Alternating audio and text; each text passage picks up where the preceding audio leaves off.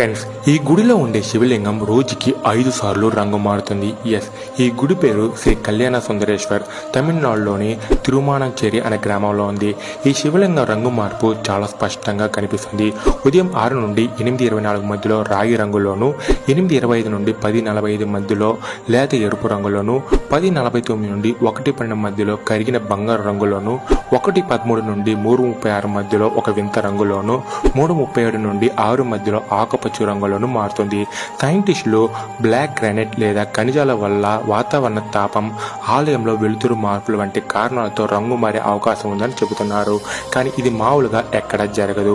కాబట్టి ఇది ఒక మిస్టరీగానే ఉంది. ఇక్కడ పెళ్లి కావాలని కోరుకునే వాళ్ళు, పెళ్లి ఆలస్యంగా ఉన్నవారు, దాంపత్యంలో శాంతి కోరే దంపతులు వచ్చి పూజ చేస్తారు. ఇక్కడ పూజ చేశాక చాలా మందికి వివాహం కూడా జరిగిందంట.